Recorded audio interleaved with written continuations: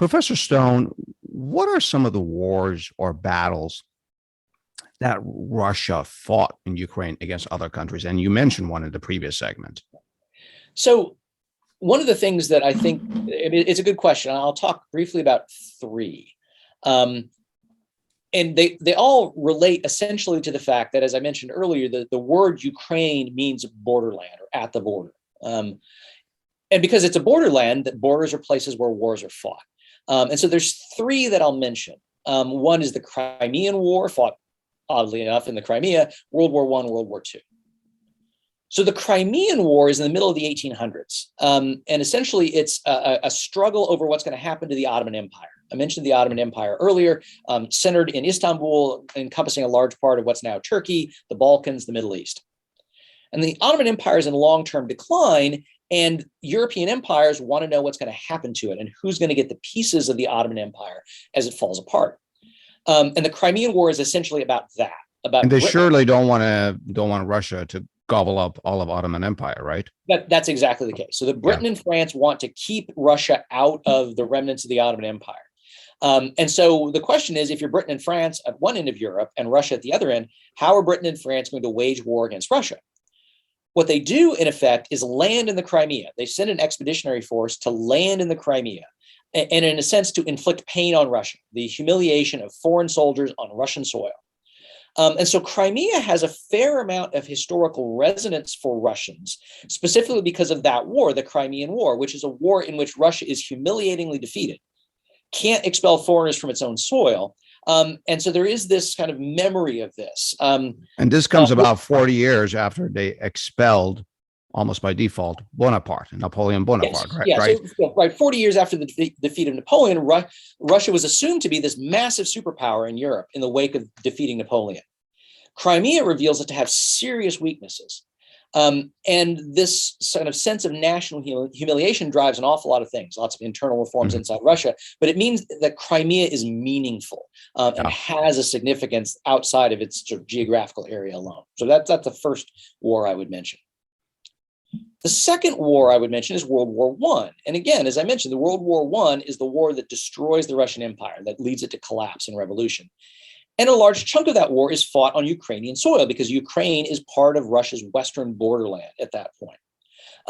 And during that war, as the war sort of approaches 1917 and the collapse, you start to see kind of flowering of Ukrainian nationalism. After the Tsarist government collapses, for example, the Russian armies on that front in Ukraine form Ukrainian units. They separate out Ukrainian soldiers to be Ukrainians and Ukrainian units under Ukrainian officers, again, as this sort of sign that Ukrainian nationalism is really burgeoning. The most significant, though, is World War II. And World War II has enormous resonances throughout the Soviet Union, in Russia proper, and in Ukraine. Much of the Second World War for the Soviet Union was fought on Ukrainian soil because, again, Ukraine is the western borderland. The war sweeps through Ukraine, first with the German invasion from west to east, and then the Soviets coming back from east to west. It's enormously devastating. The sort of the human costs of that war are astonishing to consider. The Soviet Union probably lost 30 million people, military and civilian, dead during that war. Well, we lost about 400,000 in World War II. 400,000, yeah. So I mean, it's a different order of magnitude. And so the memories of that are still to this day enormous for Russians, Ukrainians, everyone else the peoples of the former Soviet Union. Now, there's a couple things that come out of that.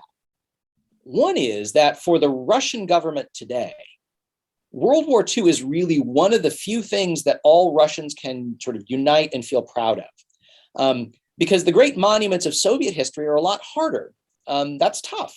The Soviet rule in Russia brought lots of things that weren't very good. And so it's hard to unite people around specifically the communist heritage of the Soviet Union.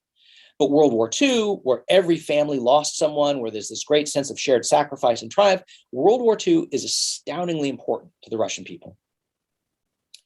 In Ukraine, it has some of that, but there's an additional angle to that as well. World War II brought Soviet control back and expanded Soviet control. There are parts of Ukraine that weren't under Moscow's rule before World War II, but become part of Wow, Russian rule really? after World War II. Yeah, Western Ukraine had not been under Soviet rule prior to World War II. It is brought under Soviet rule with all the things that come with it.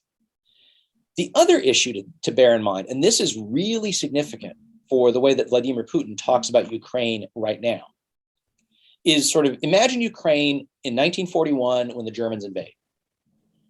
One of the things that had happened to Ukraine prior to the German invasion was a massive famine.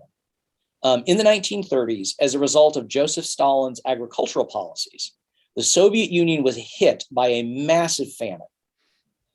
And something on the order of 6 million Soviet citizens starved to death in the course of that famine. It's huge. In this case, when you say Soviet citizens, you really mean Ukrainians. Well, so this is the interesting thing. Many of that 6 million were in Ukraine. Now, lots of people starved to death outside of Ukraine. The Ukrainian view often is that this famine was specifically targeted against Ukrainians. I don't happen to think that's true. I think the famine hits peasants. It hits people in the countryside. But Ukraine is a grain-growing region. It has lots of peasants. And so a famine that hits peasants in grain-growing regions is going to kill a lot of Ukrainians. No doubt about that. If I may interrupt you for one moment. So you're saying that the Ukrainian side, their perspective is that this was intentional, almost like it's sort of an ethnically pointed program, right? A genocide of some sort. Yes. Yes. And so this is an ongoing historical debate. The degree to which Soviet policies were designed to kill a lot of people, or whether they were just incompetent and bad policies ended up killing a lot of people. And another question, was it specifically designed to hit Ukraine hardest? Or was that a side effect of the fact that Ukraine has a lot of agricultural land? And again, reasonable people disagree on this. My read of the evidence, this is predominantly a famine that hits people in grain-growing regions, not necessarily specifically designed to hit Ukrainians. But again, there's debate on that to this day. When you say there's debate on that, this is a debate that scholars, historians are having in Western Europe and North America. Are these things being debated in Russia of today, or is that history sort of whitewashed? So the Russian historical profession is a very broad group of people. And so I would hesitate to say that all Russian historians think this or all Russian historians think that. There's a great deal of study of these issues among Russian historians. And some certainly would lean towards the interpretation that it is bad policy that ends up killing a lot of people because it's bad policy. There are some who would argue it was deliberate. And I think what you could say safely is that there's a tendency. More Ukrainian historians will say that it was deliberately targeting Ukrainians. You get more Russian historians would say, no, it's not deliberately targeting Ukrainians. Again, so there would be some distinctions, but again, historians are a broad group of people, and I wouldn't want to characterize all of them as saying one thing or the other. Of course. Let me sort of, I'll back to the thought. The point Please do. We were going to with this was, so when Germany invades in 1941, it's in the immediate aftermath of millions of Ukrainians starving to death under Soviet rule. And clearly, the people of Ukraine had no reason to love Joseph Stalin. Stalin's rule had brought them misery and death. And so one of the things that happens when the Germans invade is that some Ukrainians, particularly in the westernmost regions where Ukrainian nationalism is strongest, greet the Germans as better alternatives to Stalin. And that's historical fact. That is simply the case. That is true. That did happen. Now, lots of Ukrainians, millions of them, fought in the Soviet army to liberate Ukraine and defeat fascism. But there were Ukrainians at the beginning of the war who welcomed the Germans as liberators from Stalin's rule. Now, what that means now is that Vladimir Putin and his government routinely condemn any sort of Ukrainian nationalism or any idea that Ukraine has a destiny sort of independent from Russia as Nazism, as fascism. Whoa. Ukrainian nationalism is essentially fascism. And so what it's doing is taking the actions of a segment of Ukrainian nationalists in 1941 and applying that today to the idea of Ukrainian nationalism, generally speaking. So it's pulling a very small number and applying it to a much bigger category. He's using that narrow thread of history for his own propaganda now. Yes.